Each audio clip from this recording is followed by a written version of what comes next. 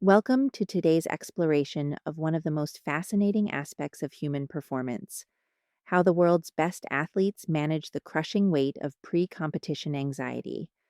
Whether you're an athlete yourself, a coach, a performer in any field, or simply someone curious about the psychology of peak performance, what we're about to uncover has profound implications far beyond the sports arena. Picture this: you're about to compete at the Olympics. Millions are watching. Years of training come down to the next few minutes. Your heart is pounding so hard you can hear it in your ears. Your palms are sweating. Your stomach is doing backflips. This is the reality elite athletes face regularly, yet somehow they step up and deliver performances that seem superhuman. How do they do it?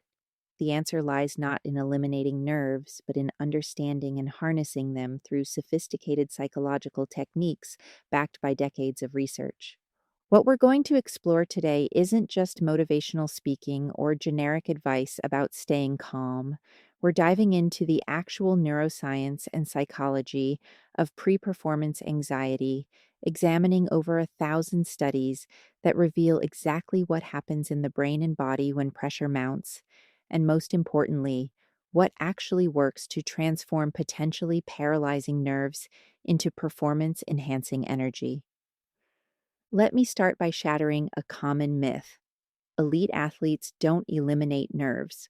In fact, many of them would be worried if they didn't feel nervous before a big competition. The difference is they've learned to distinguish between what researchers call eustress and distress, between nerves that sharpen performance and nerves that sabotage it.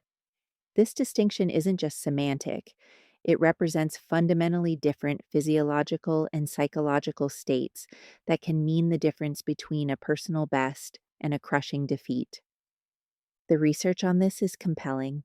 When scientists study elite athletes using everything from brain imaging to hormone measurements to performance metrics, they find that pre competition anxiety exists on a spectrum. On one end, you have eustress, the good stress that heightens focus, increases motivation, and optimizes arousal for peak performance. On the other end, you have distress, the bad stress that impairs concentration, slows decision making, and can lead to choking under pressure. Here's what's happening in your body during eustress. Your sympathetic nervous system activates in a controlled way, releasing just enough adrenaline and cortisol to sharpen your senses and prime your muscles for action. Your attention narrows productively, filtering out distractions while maintaining awareness of relevant cues. Your heart rate increases to deliver more oxygen to working muscles, but not so much that it interferes with fine motor control. This is the zone athletes describe when they say they feel locked in or in flow. Distress, however, triggers a different cascade. The stress response overshoots, flooding your system with more stress hormones than you can effectively use. Your attention becomes either too narrow, causing tunnel vision that misses important information, or too scattered, unable to focus on anything. Your muscles tense beyond optimal levels, impairing coordination. Most critically, the prefrontal cortex, responsible for executive decision making, begins to go offline, replaced by more primitive fear responses. This is when athletes choke, making uncharacteristic errors or freezing at crucial moments. The $1 million question is: how do elite athletes consistently achieve eustress rather than distress? The answer lies in a sophisticated toolkit of psychological techniques that have been refined through decades of sports psychology research. Let's explore these techniques in detail, understanding not just what they are, but how and why they work. Psychological skills. Training, or PST, forms the foundation of most elite athletes' mental preparation. This isn't a single technique, but rather a comprehensive package that typically includes imagery, self talk, goal setting, arousal regulation, and attention control. What makes PST so effective is that it addresses multiple aspects of the performance anxiety experience simultaneously. Take imagery, for example. When athletes engage in detailed mental rehearsal of their performance, they're not just daydreaming. Neuroimaging studies show that imagining a movement activates many of the same brain regions as actually performing that movement. This mental practice creates a sense of familiarity with the performance situation, reducing the uncertainty that feeds anxiety. Athletes report visualizing not just perfect performances, but also recovering from mistakes, dealing with unexpected situations, and managing their emotions throughout competition. The sophistication of imagery work in elite athletes is remarkable. They don't just see themselves performing, they engage all their senses.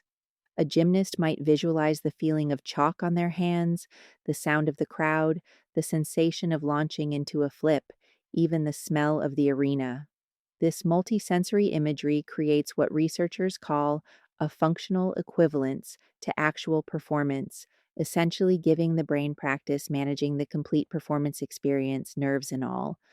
Self talk, another crucial component of PST, involves the deliberate use of cue words or phrases to direct attention, build confidence, or regulate arousal. But this isn't simply positive thinking or empty affirmations. Effective self talk is specific, actionable, and matched to the demands of the situation. A sprinter might use energizing self talk like explosive or attack before a race, while a golfer might use calming cues like smooth or patient before a putt. Research reveals that self talk works through multiple mechanisms. It can serve as an attention focusing tool, keeping the mind on task relevant cues rather than anxiety producing thoughts. It can act as a form of instruction, reminding athletes of technical points under pressure, and it can function as an emotional regulator, either pumping up or calming down arousal as needed. Brain imaging shows that positive self talk activates regions associated with emotional regulation and reduces activity in areas linked to anxiety and self criticism. Goal setting within PST isn't just about winning or achieving personal bests. Elite athletes use sophisticated goal structures that include process goals, performance goals, and outcome goals. Process goals focus on specific actions or techniques during performance, like maintaining a certain breathing pattern or executing particular tactical moves. Performance goals relate to personal standards independent of competitors, like achieving a certain time or score. Outcome goals involve competitive placing. The key insight from research is that focusing primarily on process goals during competition reduces anxiety while maintaining high performance. When athletes concentrate on controllable actions rather than uncontrollable outcomes, they experience less threatening appraisals of the competitive situation. This shift from outcome to process is one of the most consistent findings in sports psychology research on anxiety management. Mindfulness based interventions have exploded in popularity among elite athletes in recent years, and for good reason. Multiple meta analyses show that mindfulness training improves emotional regulation, reduces competitive anxiety, and enhances performance. But mindfulness for athletes isn't about emptying the mind or achieving some state of Zen like calm. It's about developing the capacity to observe thoughts, feelings, and sensations without being controlled by them. When an athlete trained in mindfulness feels pre competition nerves, they don't try to suppress or eliminate these feelings. Instead, they observe them with curiosity rather than judgment. Ah, there's that familiar flutter in my stomach. My shoulders are tensing, my thoughts are racing. This observational stance prevents the anxiety about anxiety that often escalates nerves from manageable to overwhelming. The neuroscience of mindfulness in athletic contexts is particularly interesting. Regular mindfulness practice leads to structural and functional changes in brain regions associated with attention regulation, emotional processing, and self awareness. The anterior cingulate cortex, which monitors for conflicts and errors, becomes more efficient. The insula, which processes interoceptive awareness, becomes more refined in its discrimination. The amygdala, the brain's alarm system, becomes less reactive to perceived threats. These brain changes translate to real world performance benefits.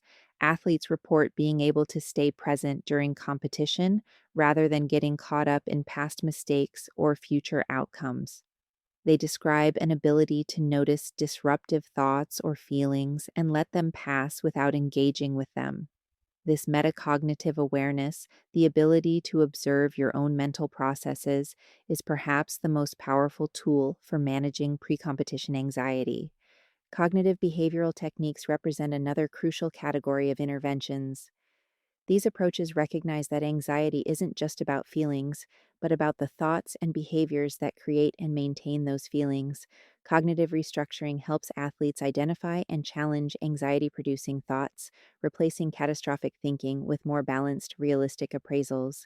For instance, an athlete might have the automatic thought, if I don't win this race, I'm a failure. Cognitive restructuring would involve examining the evidence for and against this thought, considering alternative perspectives, and developing a more balanced thought like, this race is important, but my worth as an athlete and person isn't determined by a single performance. I'll give my best effort and learn from whatever happens. This isn't about fake positivity or denying the importance of competition, it's about accuracy in thinking. Research shows that anxiety often involves cognitive distortions like catastrophizing, all or nothing thinking, and probability overestimation. By learning to recognize and correct these distortions, athletes can prevent the cognitive spiral that turns normal pre competition arousal into paralyzing anxiety. Behavioral techniques focus on actions that either reduce anxiety or prevent avoidance behaviors that maintain it. Progressive muscle relaxation, for example, involves systematically tensing and releasing muscle groups to achieve physical relaxation. But for athletes, this isn't just about feeling calm.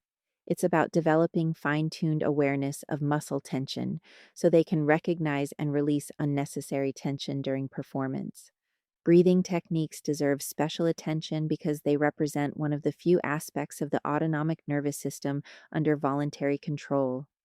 Specific breathing patterns can directly influence heart rate variability, a key marker of the body's ability to adapt to stress. Slow, diaphragmatic breathing with extended exhales activates the parasympathetic nervous system, countering the stress response.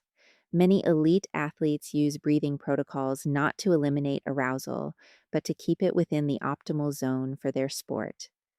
The timing and application of these breathing techniques is crucial.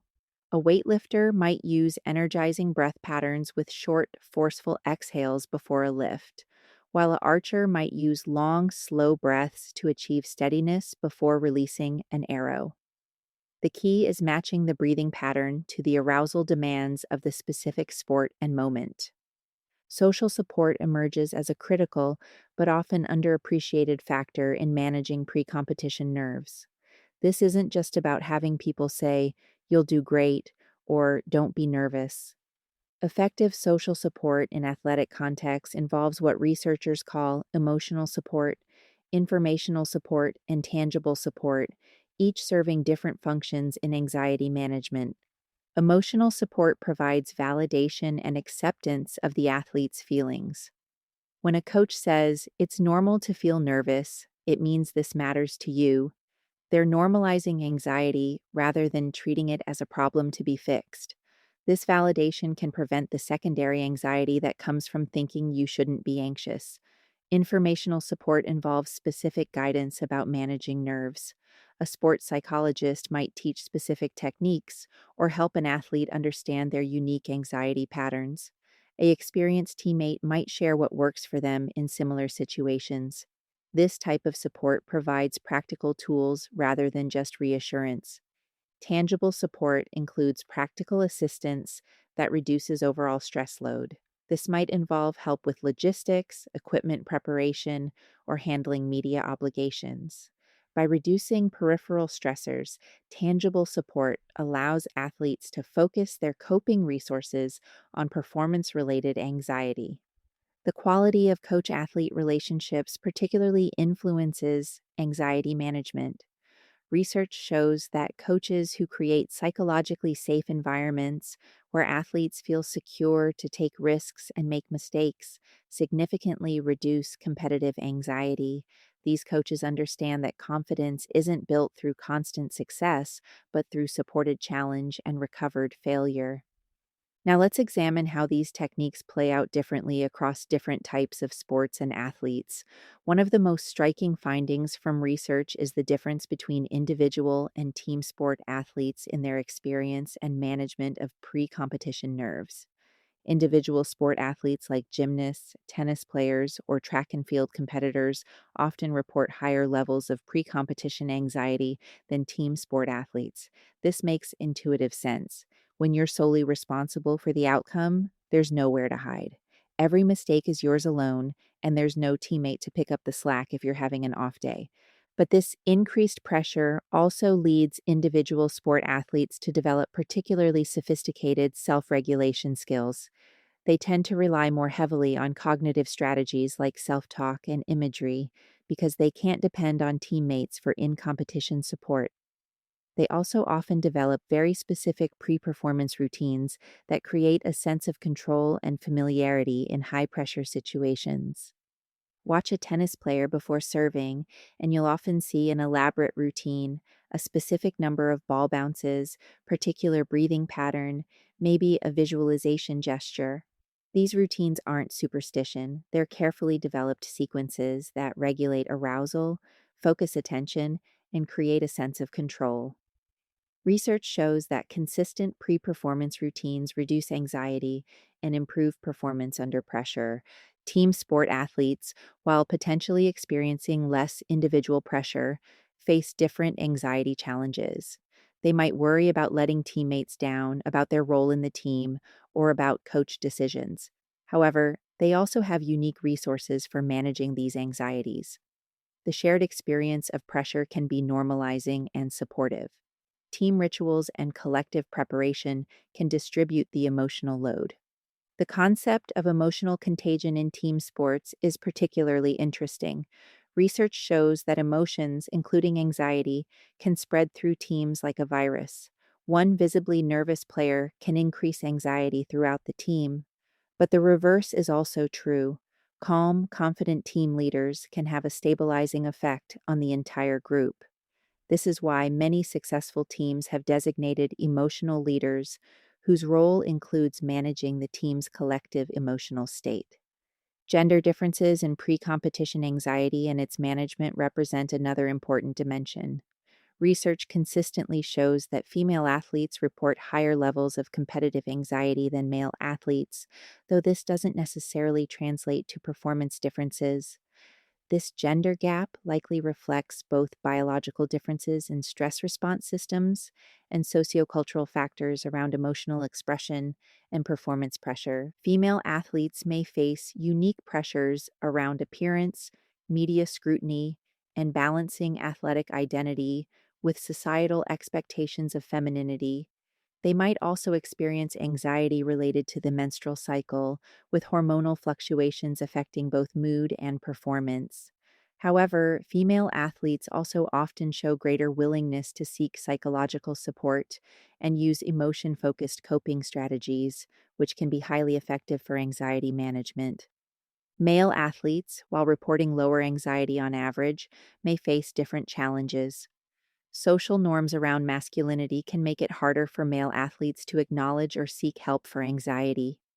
They might be more likely to use suppression or denial as coping strategies, which can backfire under extreme pressure. The expectation to appear confident and in control can create additional pressure that paradoxically increases anxiety. Let's dive deeper into what happens in the brain during high pressure athletic performance. Recent neuroscience research has revealed fascinating insights about how anxiety affects decision making, particularly in the split second choices that often determine athletic success or failure. When anxiety reaches a certain threshold, it begins to impair what researchers call executive function, processed in the prefrontal cortex. This is your brain's CEO, responsible for planning, decision making, and overriding automatic responses. Under extreme anxiety, activity in the prefrontal cortex decreases, while activity in more primitive brain regions like the amygdala increases. This shift from thoughtful to reactive processing explains why athletes sometimes make uncharacteristic errors under pressure. Studies using EEG and fMRI during simulated competitive scenarios show that anxiety specifically slows down decision making speed. The anxious brain takes longer to process information, weigh options, and commit to decisions. In sports where decisions must be made in milliseconds, this delay can be catastrophic. A basketball player might hesitate just long enough for a passing lane to close. A goalkeeper might react a fraction of a second too late to a penalty kick. But here's where training in psychological techniques pays off. Athletes who regularly practice mindfulness or cognitive behavioral interventions show different brain activation patterns under pressure. Their prefrontal cortex remains more active, their amygdala response is dampened, and the communication between emotional and executive brain regions is more balanced. In essence, their brains are better at maintaining cognitive control when anxiety strikes. The concept of neural efficiency is particularly relevant here. Through repeated practice, both physical and mental, elite athletes develop more efficient neural pathways for their sport specific skills. This means they require less conscious cognitive processing to execute complex movements, freeing up cognitive resources to manage anxiety and make tactical decisions. This is why extensive practice reduces anxiety. It makes performance more automatic and less vulnerable to cognitive interference from worry. The role of working memory in the anxiety performance relationship deserves special attention. Working memory is like your brain's RAM, holding and manipulating information in real time. Anxiety is notorious for hijacking working memory, filling it with worry thoughts that leave less capacity for performance relevant information. An anxious gymnast might literally forget their routine mid performance because their working memory is occupied with thoughts about falling or being judged. Training in attention control helps athletes protect their working memory from anxiety interference. Techniques like focused breathing, cue words, or external focus strategies can prevent worry thoughts from monopolizing cognitive resources. Some athletes describe this as creating a quiet mind or staying in the bubble, where only performance relevant information enters consciousness. The temporal dynamics of pre competition anxiety follow predictable patterns that athletes can learn to anticipate and manage. Research identifies several critical periods: the days leading up to competition, the night before, the morning of, the warm up period, and the moments immediately before performance. Each period presents unique challenges and opportunities for intervention. In the days before competition, anxiety often manifests as repetitive thoughts about the event, difficulty sleeping, and physical tension. This anticipatory anxiety can actually be more intense than the anxiety experienced during competition. Elite athletes often use this period for mental preparation, reviewing their game plan, visualizing successful performance, and gradually increasing their arousal toward optimal levels. The night before competition is particularly crucial. Sleep quality directly affects both anxiety levels and performance capacity. Athletes who ruminate or catastrophize during this time often enter competition already depleted. This is why many elite athletes develop strict evening routines, limiting screen time, using relaxation techniques, and engaging in calming activities that promote sleep. The morning of competition presents a delicate balance. Athletes need to begin activating for performance while preventing anxiety from spiraling out of control. Many use a concept called arousal laddering, gradually increasing their activation through the morning with specific activities, music, or physical warm ups designed to reach optimal arousal at competition time. The warm up period serves multiple functions beyond physical preparation. It's an opportunity to test and calibrate anxiety levels, practice coping techniques, and create a sense of familiarity and control. Elite athletes often use their warm up to deliberately expose themselves to competition stimuli like crowd noise or opponent observation, inoculating themselves against these potential stressors. Those final moments before performance, what some athletes call the moment of truth, are when all preparation crystallizes into action. This is when pre performance routines become critical. By following a familiar sequence of actions, athletes can maintain focus and prevent last minute anxiety spikes. Many describe entering an altered state of consciousness here, where time seems to slow down and awareness becomes highly focused yet relaxed. The recovery period after performance is often overlooked but crucial for long term anxiety management. How athletes process their performance, especially after disappointments, influences future anxiety levels. Those who engage in balanced reflection, acknowledging both successes and areas for improvement without catastrophizing or ruminating, maintain healthier relationships with competitive anxiety over their careers. Let's explore some cutting edge developments in anxiety management for athletes. Virtual reality technology is opening new frontiers in preparing athletes for high pressure situations. VR can simulate competitive environments with unprecedented realism, allowing athletes to practice managing nerves in contexts that closely mirror actual competition. Early research shows that VR based anxiety inoculation can significantly reduce competitive anxiety and improve performance under pressure. Biofeedback technology provides real time information about physiological arousal, helping athletes develop precise awareness and control of their stress response. Heart rate variability biofeedback, in particular, has shown promise in training athletes to maintain optimal arousal zones. By seeing their physiological state displayed on a screen, athletes can learn to influence it through breathing, imagery, or other techniques, developing a level of self regulation that was previously impossible. The integration of Eastern and Western approaches is yielding powerful hybrid interventions. Acceptance and commitment therapy, which combines mindfulness with values based action, helps athletes accept anxiety as a normal part of competition while committing to performance despite discomfort. This approach shifts the goal from eliminating anxiety to performing with anxiety, a subtle but profound reframe that reduces the struggle against nervous feelings. Neurofeedback represents another frontier, using EEG to train specific brainwave patterns associated with optimal performance states. Athletes can learn to recognize and reproduce the neural signatures of their best performances, including the balanced arousal that characterizes effective anxiety management.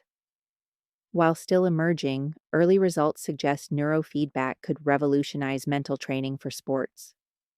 The concept of stress inoculation training, borrowed from military psychology, is gaining traction in sports. This involves deliberately exposing athletes to gradually increasing levels of pressure in training, building their tolerance and coping skills in a controlled environment. Just as vaccines expose the immune system to weaken pathogens to build immunity, stress inoculation exposes athletes to manageable doses of pressure to build psychological resilience. Nutritional psychiatry is revealing connections between diet and anxiety that have implications for athletes. The gut brain axis, mediated by the vagus nerve and neurotransmitter production in the gut, influences anxiety levels. Some athletes are finding that dietary modifications, particularly around inflammatory foods and gut health, can influence their baseline anxiety and stress resilience.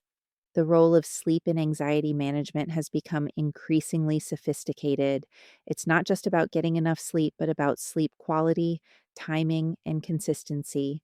Sleep deprivation dramatically increases anxiety and impairs the cognitive resources needed to manage it. Elite athletes increasingly work with sleep specialists to optimize their sleep architecture, using everything from controlled light exposure to temperature regulation to specialized recovery protocols.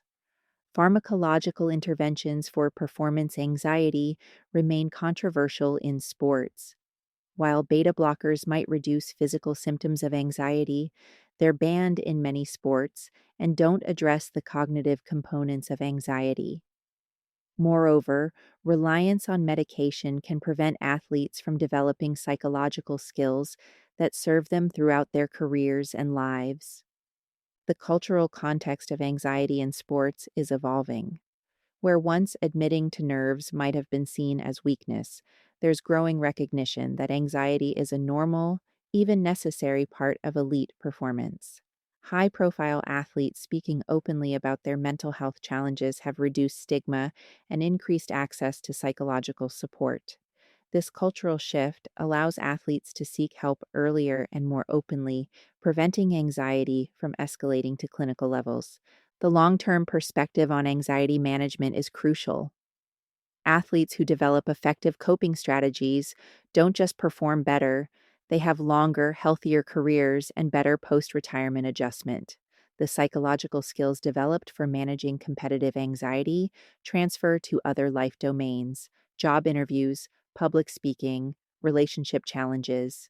In this sense, sports become a laboratory for developing lifelong emotional regulation skills. The concept of optimal anxiety challenges the notion that less anxiety is always better. Research shows an inverted U relationship between anxiety and performance. Too little arousal leads to complacency and poor performance, while too much leads to choking. The key is finding and maintaining your optimal zone, which varies by sport, situation, and individual. A powerlifter needs higher arousal than a golfer. A sprinter needs different arousal for the start versus the finish. Understanding and achieving optimal anxiety is more valuable than trying to eliminate anxiety altogether. Post traumatic growth, in the context of competitive anxiety, is an underexplored area with profound implications.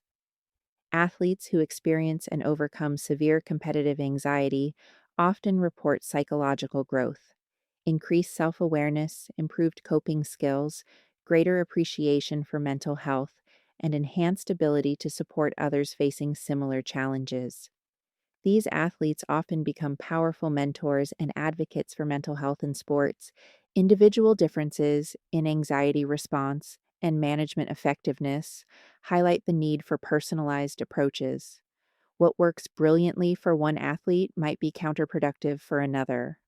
Factors like personality, cultural background, previous experiences, and neurobiological differences all influence which techniques will be most effective.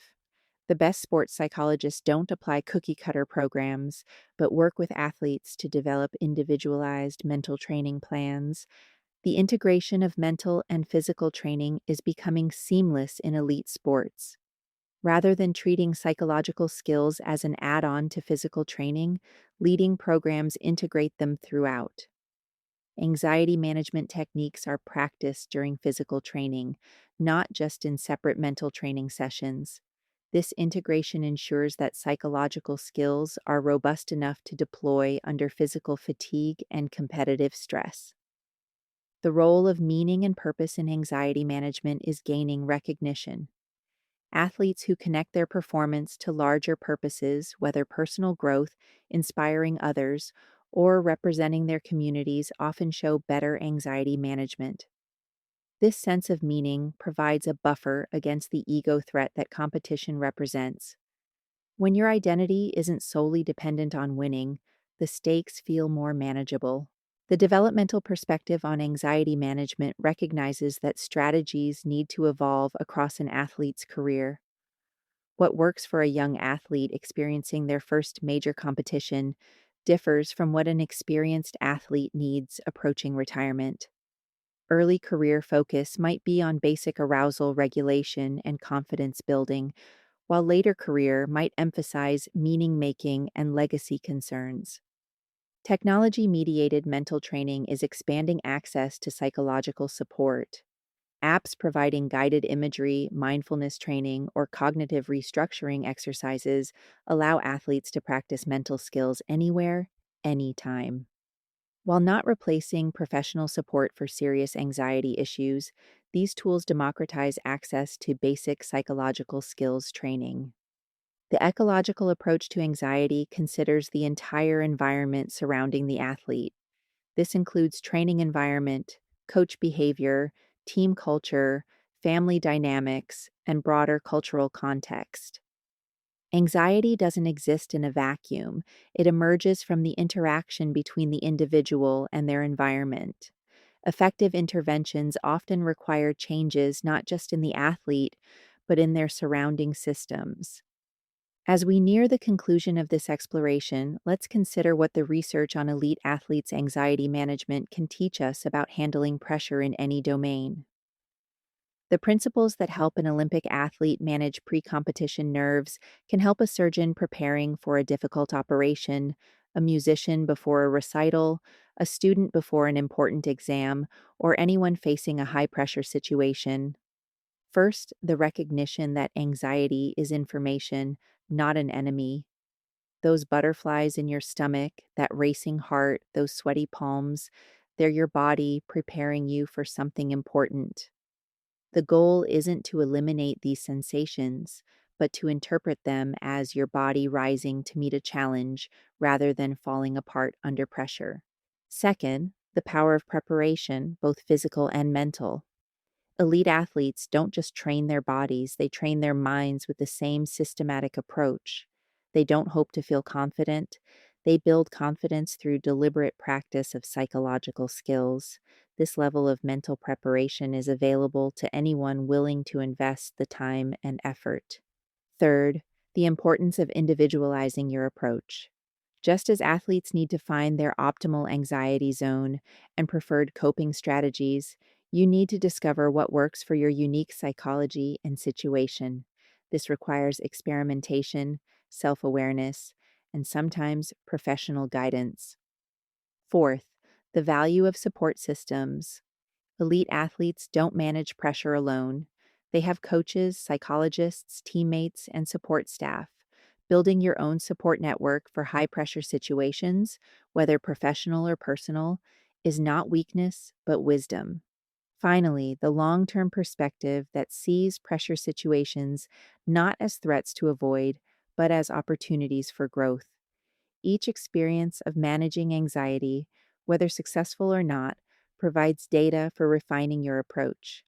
This growth mindset transforms anxiety from a recurring problem into an evolving challenge. The science is clear. Pre competition nerves are not only manageable, but potentially beneficial when approached with the right knowledge and tools. The techniques used by elite athletes, grounded in decades of research and refined through countless hours of practice, offer a roadmap for anyone seeking to perform under pressure. As we conclude, remember that managing performance anxiety is not about becoming fearless. The athletes who stand on Olympic podiums, who sink game winning shots, who break world records, they feel fear. They experience doubt, their hands shake, and their hearts race. The difference is they've learned to perform not in the absence of these feelings, but in partnership with them. The journey from paralyzing anxiety to performance enhancing arousal is not a destination but a practice. Each pressure situation is an opportunity to refine your skills, deepen your self awareness, and expand your capacity. Whether you're an athlete, a performer, or simply someone navigating life's inevitable pressures, the tools and insights from elite sports psychology offer a path toward not just managing anxiety, but transforming it into fuel for excellence. This is Esther Adams with Strides to Solutions. Thank you for joining me on this deep dive into the science of pre-game nerves. May you find the courage to face your own pressure situations with new understanding, practical tools, and the knowledge that the nervousness you feel is not a weakness to overcome, but an energy to harness. The butterflies will always be there. The key is teaching them to fly in formation,